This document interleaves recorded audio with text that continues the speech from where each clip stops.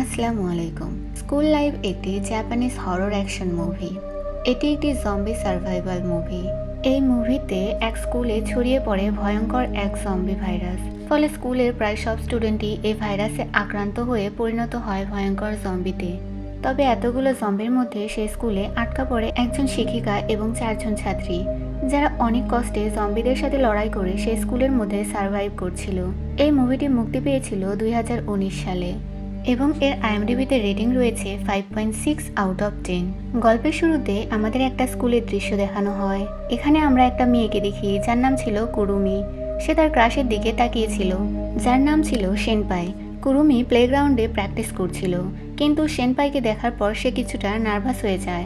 ফলে দৌড়াতে নিলে সে পড়ে যায়। তারপর সে স্কুলের মেডিকেল রুমে যায়।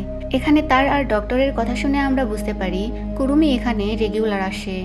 অর্থাৎ সেনপাইকে দেখতে দেখতে প্রায়ই সে কোথাও না কোথাও আঘাত পায়।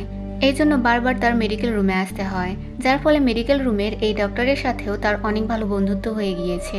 এখানে আমরা আরও একজন মেয়েকে দেখি যার নাম ছিল ইউকি। সে কুরুমির বান্ধবী ছিল। এরপর স্কুল শেষ হলে যখন কুরুমি বাসায় ফিরছিল তখন কুরুমি সেনপাইকে আবারও দেখতে পায়। এরপর সে এবং সেনপাই গল্প করতে করতে বাসায় ফিরছিল। কুরুমি সেনপাইয়ের সাথে সময় কাটাতে পেরে, গল্প করতে পেরে অনেক বেশি খুশি ছিল। এরপর দিন কুরুমি স্কুলে এসে এই সব কিছু ডক্টরের সাথে শেয়ার করতে থাকে। তিনি ডক্টরের সাথে সাথে তাদের একজন টিচারও ছিল এবং কুরুমি তার সাথে অনেক বেশি ফ্রি ছিল, যার ফলে সে সবকিছু তার সাথে শেয়ার করত। এখানে ইউকিও ছিল, যে কুরুমি এবং টিচারের সব কথা শুনে নিয়েছিল। এরপর সে কুরুমিকে বলে, তোমার সেনপাইকে নিজের মনের কথা বলে দেওয়া উচিত। এরপর সেখানে ইউরি নামের আর একজন মেয়ে আসে এবং তার সাথে যেতে বলে। তারপর তারা 4জন ওপরের ফ্লোরে আসে এবং একসাথে টেবিলে বসে খাবার খায় এবং টাইম স্পেন্ড করে। এরপর তারা ছাদে যায়। এখানে তারা বিভিন্ন ধরনের শাকসবজি চাষ করে থাকে। ইউকি এখান থেকে কিছু টমেটো তুলে এনে তার বাকি ফ্রেন্ডসদের দেখাতে থাকে। কিন্তু তখন আমরা দেখি এই সব কিছু তার মনের কল্পনা ছিল। তাদের ক্লাসে কোনো স্টুডেন্টই ছিল না, বরং চারিদিকে রক্ত লেগেছিল এবং সবকিছু ধ্বংস হয়ে পড়েছিল। তারপর তারা সেখান থেকে চলে যায়। আসলে কিছুদিন আগে স্কুলে এক ধরনের ভয়ঙ্কর ভাইরাস ছড়িয়ে পড়েছিল, যার ফলে সব স্টুডেন্ট এবং টিচার জম্বি হয়ে গিয়েছে। এখন শুধু কুরুমি এবং তার বাকি 2 ফ্রেন্ড এবং সেই টিচারই বেঁচে ছিল। বাকি সবাই জম্বি হয়ে গেছে, আর কুরুমিরা এখানে জম্বিদের থেকে লুকিয়ে বেঁচে আছে। তারা স্কুলের ছাদে শাকসবজি চাষ করে, ফলে তাদের খাবারের যোগান হয়। আর এখানে তারা একটা ক্লাবও বানিয়েছে, যার নাম দিয়েছে স্কুল লিভিং ক্লাব। ধীরে ধীরে তাদের খাবারের সংকট পড়ছিল, ফলে কুরুমি এবং ইউরি নিচে ক্যান্টিনে গিয়ে খাবার আনার ডিসাইড করে। তাই তারা প্রয়োজনীয় হাতিয়ার নিয়ে ধীরে ধীরে নিচে আসতে থাকে। তারা দেখে চারিদিকে জম্বি দিয়ে ভর্তি। তারা একদিকে কিছু বল ছুঁড়ে মেরে তাদের সেই দিকে পাঠিয়ে দেয় এবং সেখান থেকে দৌড়ে ক্যান্টিনের দিকে যেতে থাকে। কিন্তু এখানে 2টা জম্বি ইউরি এবং কুরুমির ওপর অ্যাটাক করার চেষ্টা করে, কিন্তু ইউরি এবং কুরুমি তাদের মেরে সেখান থেকে চলে যায়। তারপর তারা ক্যান্টিনে চলে আসে। এখানে এসে তাদের আরও একটি মেয়ের সাথে দেখা হয়। তারা ভাবে এটা একটা জম্বি, কিন্তু সে জম্বি ছিল না, তাদের মতোই নর্মাল ছিল। এই মেয়ের নাম ছিল মিকি। তাই কুরুমি এবং ইউরি তাকে তাদের সাথে ওপরে নিয়ে যায়। এখানে তারা মিকির পুরো বডি ভালোভাবে চেক করে যে সে ইনফেক্টেড কিনা, কিন্তু সে ইনফেক্টেড ছিল না। তখন মিকিকেও তারা তাদের সাথে রেখে দেয়। এখানে কুরুমিরা অনেক নর্মালভাবে একে অপরের সাথে হেসে খেলে ভালো ছিল। এইসব দেখে মিকির কিছুটা অদ্ভুত লাগে যে বাহিরে সবাই জম্বি হয়ে গেছে, এত খারাপ একটা পরিস্থিতি, আর তারা এতটা নর্মাল আছে কিভাবে। এজন্য মিকি এই স্কুল থেকে পালাতে চাচ্ছিল। ফলে সে প্রয়োজনীয় সবকিছু একটা ব্যাগে নিতে থাকে। কিন্তু তখন তাকে কুরুমি দেখে ফেলে এবং তাকে বোঝানোর চেষ্টা করে, বলে তুমি এইভাবে এখান থেকে পালাতে পারবে না, এটা এতটাও সহজ নয়। স্কুলের চারিপাশে অসংখ্য জম্বি আছে, তারা তোমাকে মেরে ফেলবে। এর থেকে ভালো এটাই তুমি আমাদের সাথে এখানেই থাকো। তখন মিকি তাকে জিজ্ঞাসা করে, তোমরা এখানে কোন আশায় অপেক্ষা করছো? তোমাদের এখানে কেউ বাঁচাতে আসবে না। একদিন এই খাবারগুলো শেষ হয়ে যাবে, তখন কি করবে? তখন তো খেতে না পেরে মরতে হবে। এর থেকে ভালো তোমরাও আমার সাথে এখান থেকে বের হওয়ার চেষ্টা করো। এরপর ইউকি মিকিকে ছাদে নিয়ে যায় এবং বলে, দেখো কত সুন্দর সবকিছু। মিকির তার কথায় একটু অদ্ভুত লাগে। নিচে এসেও সে খেয়াল করে ইউকি নিজে নিজেই কারোর সাথে কথা বলছে। এসব দেখে মিকি ইউরি এবং কুরুমির কাছে যায় এবং ইউকির ব্যাপারে জিজ্ঞাসা করে। তারা বলে এগুলো তার ইমাজিনেশন। তারপর ইউরি মিকিকে বলতে থাকে কিছুদিন আগে তাদের সাথে এখানে কি হয়েছিল। সেদিন তারা স্কুলের ছাদে শাকসবজি দেখাশোনা করছিল, তখন তারা নিচে থেকে চিৎকার শুনতে পায়। তারা নিচে দেখলে দেখে সব স্টুডেন্ট কেমন একে অপরকে কামড়াচ্ছে এবং জম্বি হয়ে যাচ্ছে। নিচে এখানে কুরুমিও ছিল। তাকে এখানে একটা জম্বি অ্যাটাক করলে সে নিচে পড়ে যায়। তখন সেনপাই দৌড়ে তার কাছে আসে। তারপর তারা সেখান থেকে দৌড়াতে শুরু করে। সিঁড়ি দিয়ে দৌড়ানোর সময় কুরুমি তার একজন ফ্রেন্ডকে দেখতে পায়, যাকে একটা জম্বি কামড়ে দিয়েছিল। কুরুমি তাকে দেখতে থাকে, কিন্তু তখন সেই মেয়ে জম্বিতে পরিণত হয় এবং কুরুমির ওপর অ্যাটাক করে। সে তাকে কামড় দিতেই যাবে, তখন সেনপাই তাকে বাঁচানোর চেষ্টা করলে সে সেনপাইয়ের হাতেই কামড়ে দেয়।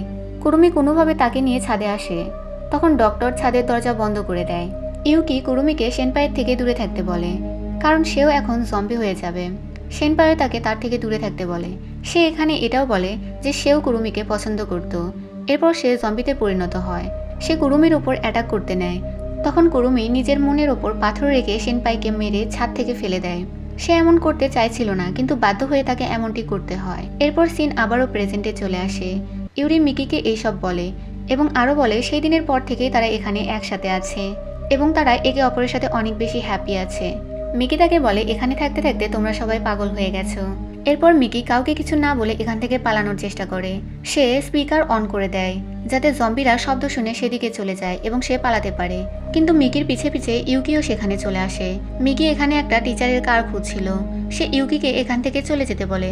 অন্যদিকে কুরুমি এবং ইউরি ভাবে স্পিকার কিভাবে অন হলো, তাই তারা স্পিকার বন্ধ করে দেয়। ফলে জম্বিরা মিকিদের দেখতে পায়। মিকি এবং ইউকি একটা গাড়ির ওপর উঠে দাঁড়ায়। সব জম্বিরা তাদের ঘিরে ধরে, কিন্তু কুরুমি এবং ইউরি এটা দেখে তাদের বাঁচাতে আসে এবং তাদের নিয়ে পালাতে শুরু করে। সে তাদের বাঁচিয়ে আবারও স্কুলের মধ্যে নিয়ে আসে।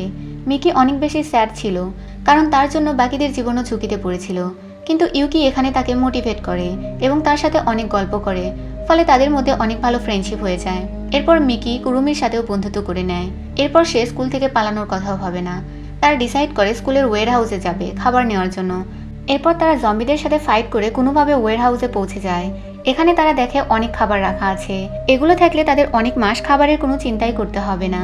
এটা থেকে তারা অনেক বেশি খুশি হয়ে যায়। কিন্তু একটা জম্বি এখানে তাদের ওপর আক্রমণ করে দেয়। তারা সবাই তাকে মেরে নিজেদের বাঁচিয়ে নেয়। এভাবে অনেক কিছুদিন পার হয়ে যায় এবং তারাও সবাই একে অপরের সাথে অনেক খুশি ছিল। অন্যদিকে আমরা একটা জম্বিকে দেখি যার হাতে একটা লাইটার ছিল, যার দ্বারা সে নিজের শরীরে আগুন লাগিয়ে নেয়। ফলে স্কুলের কিছু জায়গায় আগুন ধরে যায়, যার জন্য কুরুমিরা সবাই পালাতে শুরু করে। কুরুমি দৌড়ে ছাদে চলে আসে, কিন্তু জম্বিরাও সেখানে চলে আসে এবং তাকে চারিদিক থেকে ঘিরে ধরে। কুরুমির কাছে বাঁচার কোনো রাস্তা ছিল না। সে হতাশ হয়ে যায়। তখন তার সেনপাইয়ের কথা মনে পড়ে। সে তাকে বলেছিল তুমি অনেক ভালো একজন অ্যাথলিট এবং এদের হাত থেকে বেঁচে তুমি পালাতে পারবে। ফলে কুরুমি সেখান থেকে লং একটা জাম্প দেয় এবং সেই জম্বিদের মারতে মারতে সেখান থেকে পালাতে শুরু করে।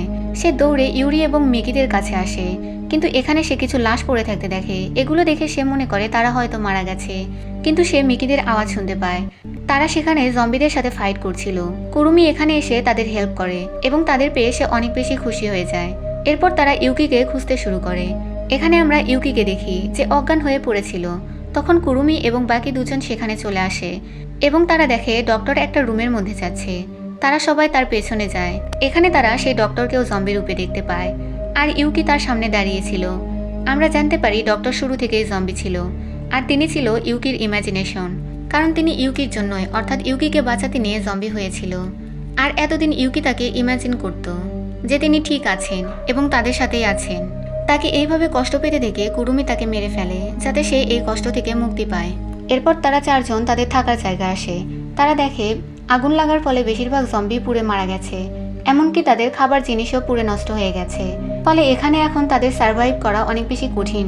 তাই তারা সবাই ডিসাইড করে যে তারা এখান থেকে চলে যাবে।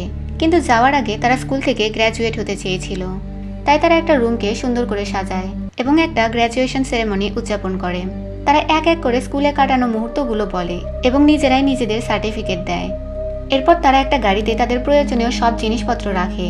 স্কুল থেকে যাওয়ার আগে তারা স্কুলকে ভালোভাবে বিদায় জানায় এবং সেখান থেকে চলে যায়। আমরা দেখি পুরো শহর ধ্বংস হয়ে গিয়েছিল, জম্বি ছাড়া কিছুই ছিল না। তারপর কুরুমিরা চলে যায় নতুন কোনো গন্তব্যের উদ্দেশ্যে। আর এই মুভি এখানেই শেষ হয়ে যায়। Thanks for watching.